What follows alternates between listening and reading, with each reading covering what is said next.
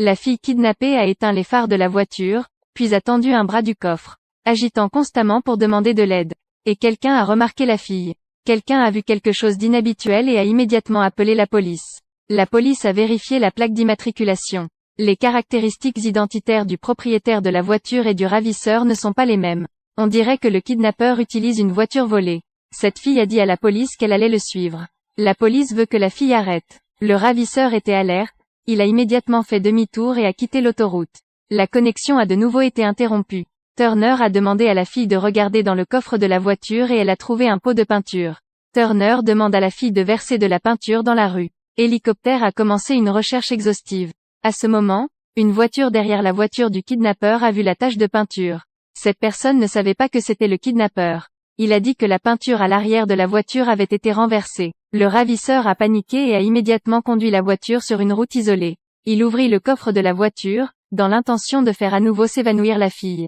Le gentil passant tout à l'heure, vient le trouver. Le ravisseur a immédiatement menacé la jeune fille avec un tournevis pour qu'elle se taise. Les passants ont vu son expression paniquée et sont immédiatement montés dans la voiture et ont appelé la police. Mais dès que le téléphone a été connecté, le ravisseur a directement cassé la vitre de la fenêtre. Frappez-le au sol et mettez-lui et la fille dans la voiture. La fille a pleuré et a dit à Turner au téléphone que le ravisseur avait changé de voiture. L'autre gars s'est soudainement réveillé et a commencé à crier de panique. Cela a mis le ravisseur complètement en colère, il a arrêté la voiture et l'a poignardé à mort. Ayant été témoin de tout cela de ses propres yeux, la jeune fille a prononcé des mots de désespoir. Mais Turner ne voulait pas abandonner.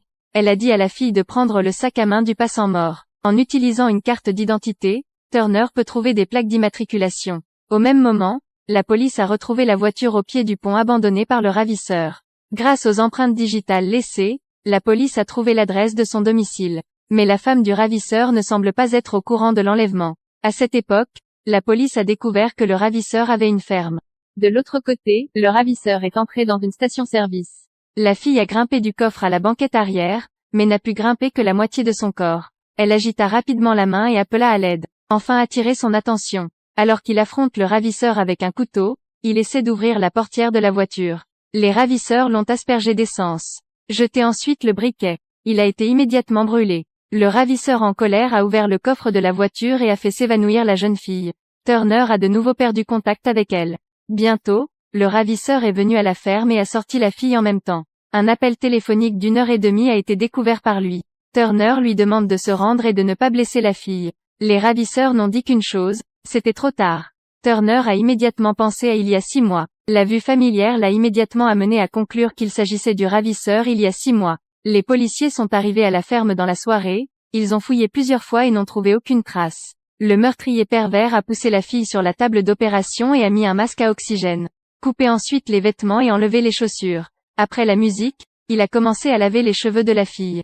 De l'autre côté, la policière Turner se rend chez le tueur pour vérifier. Un sous-sol caché a été accidentellement trouvé dans la cour. Elle essaie d'appeler la police. Mais malheureusement laissé tomber le téléphone, au sous-sol il n'y a pas de signal. Pour sauver la fille, elle doit ramper lentement dans la pièce secrète. Examiner attentivement la pièce. À ce moment, le tueur est soudainement apparu. Turner s'est immédiatement caché dans une pièce et le tueur est également entré. Du sang y était partout, et Turner se cachait dans le placard et n'osait pas en sortir. À travers la brèche, elle a vu le tueur avec une perruque. À ce stade, Turner a été horrifié de le découvrir.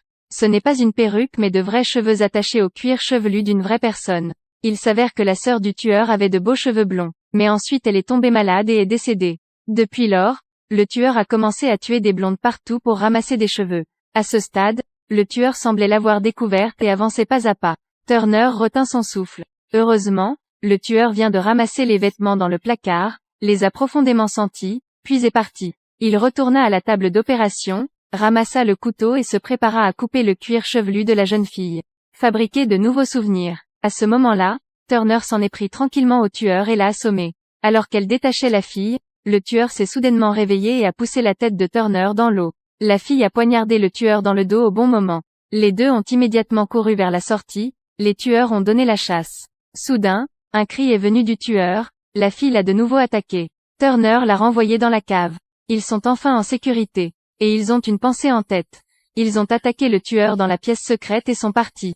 Cette fois, le visage du tueur révéla enfin une trace de peur. Il a crié pitoyablement, mais elle a juste tourné la tête. dit froidement, c'est trop tard.